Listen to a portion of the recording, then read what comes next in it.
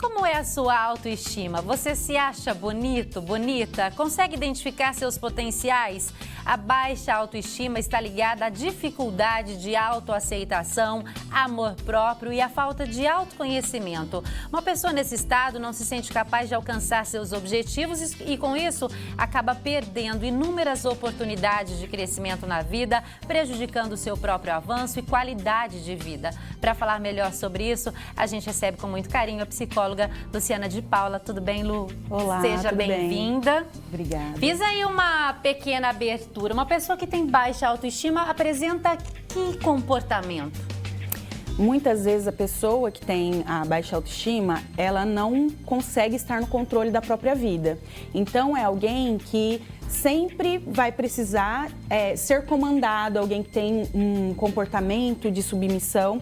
Ou, às vezes, também aquelas pessoas que são mais irritadiças, vai ter bastante, às vezes, dificuldade no comportamento com as outras pessoas. Ou ela vai ser uma pessoa extremamente submissa, porque ela vai querer a aceitação, né? Porque como ela tem essa dificuldade de autoaceitação, ela vai buscar isso no outro. Ou é aquela pessoa que está sempre nervosa, irritada, não consegue também manter relações saudáveis. É uma pessoa que nunca está satisfeita também consigo mesma. Tem uma dificuldade de até se enxergar de uma maneira positiva. Se alguém vai elogiar, ela não vai aceitar aquilo de uma maneira positiva. Ela vai achar que a pessoa está elogiando por qualquer outro motivo, porque está com alguma segunda intenção, mas nunca vai acreditar ou vai achar que realmente aquele elogio é algo genuíno, por exemplo.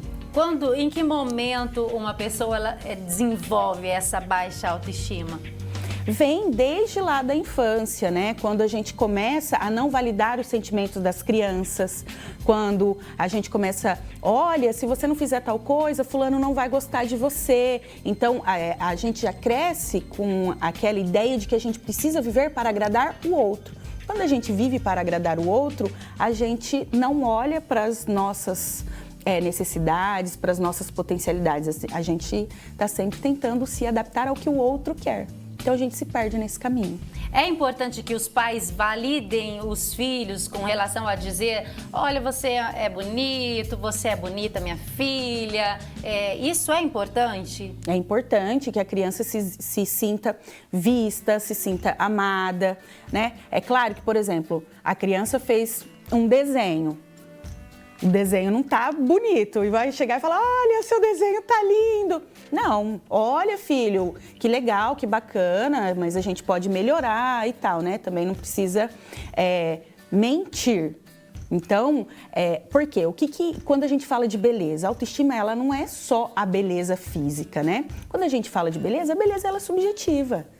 Então, o que é bonito para você não é bonito para mim. Então, quando a gente fala de autoestima, a gente está falando de vários outros aspectos da vida humana e aí isso que tem que ser trabalhado. Então, quais são as minhas capacidades, né? Se relaciona com a minha segurança em relação a mim mesma, em relação a outra, a maneira como eu me posiciono, como eu me coloco. E isso a gente começa a incutir na criança desde lá de trás. Por quê? Se toda vez que eu falar para a criança, porque você é muito inteligente, porque você é muito bonito, porque tudo que você faz é perfeito, ela vai crescer com um ego muito inflado. E não é isso, né? A autoestima não é isso. A autoestima é você se enxergar da maneira como você é e se respeitar, principalmente.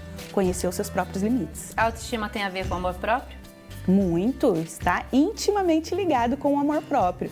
No momento em que você consegue desenvolver o amor próprio, você começa a se colocar como prioridade, o que é do outro é do outro.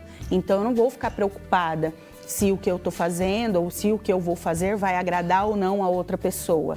Eu me coloco em primeiro lugar, sempre. Elogios ajudam a aumentar a autoestima?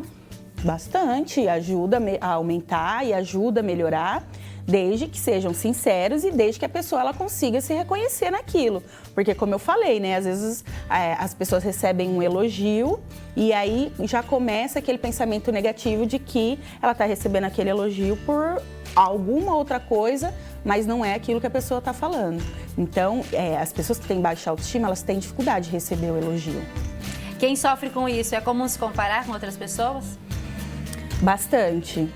Geralmente, essas pessoas, elas colocam o outro num pedestal. Então, o outro, ela sempre vai olhar para o outro de baixo.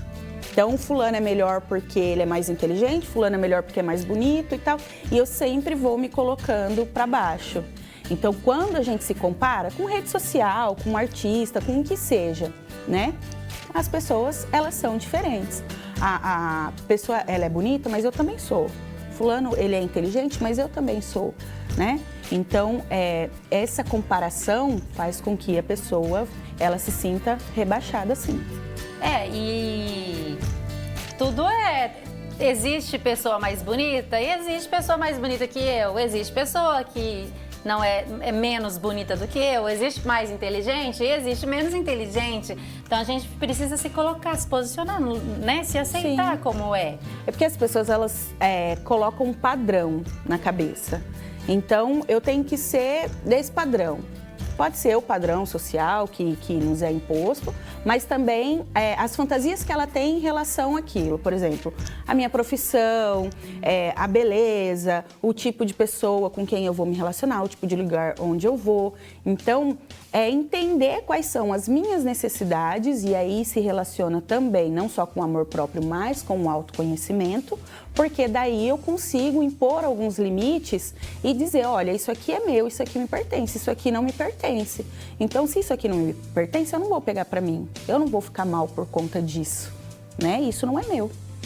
E aí eu vou me responsabilizar só pelo que é meu. Tem pergunta na nossa live? Um comentário. A Nilce falou assim que ela se acha feia, principalmente porque é gordinha e queria muito emagrecer por causa da saúde, mas tá difícil. Aí entra o que eu falei do padrão. A gente se coloca, se impõe dentro de um padrão. A nossa sociedade, infelizmente, é uma sociedade extremamente gordofóbica. Então, aquelas pessoas que são gordas, que vão fora do padrão que é imposto, elas vão sofrer com a gordofobia. E aquelas que não são gordas, elas vão sofrer com a pressão estética. Então, de todas as formas, as pessoas, elas acabam sofrendo para entrar, para se encaixar dentro desse padrão.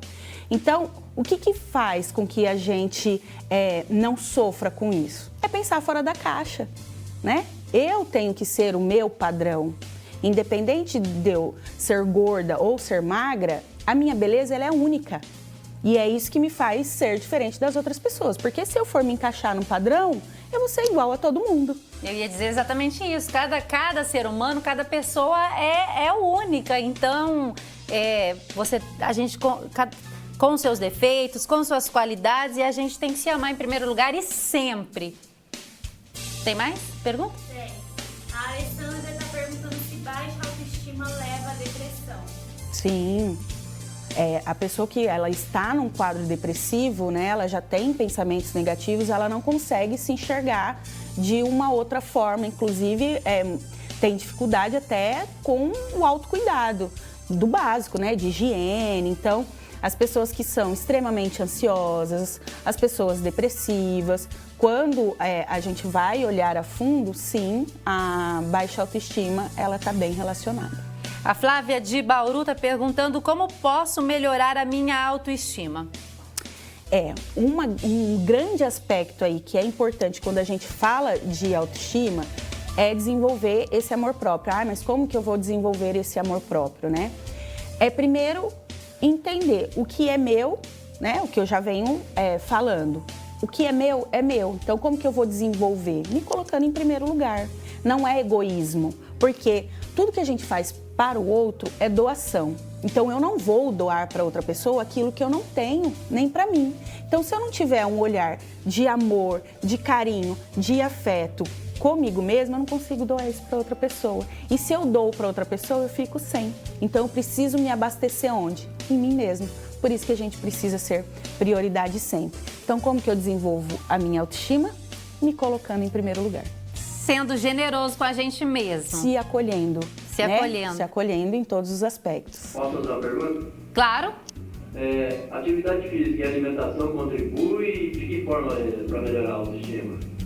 Ajuda bastante, né? Primeiro que aí os hormônios do prazer, da satisfação, né? Isso já ajuda bastante.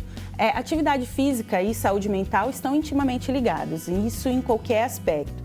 E aí, conforme você vai praticando atividade física, melhora a sua alimentação, vai melhorar também as questões relacionadas à sua, não só à sua aparência, mas também ao seu bem-estar. E isso faz com que você se conecte com você mesmo. Então, boa alimentação e atividade física faz bem para a saúde mental, para a saúde física, para tudo, é super indicado.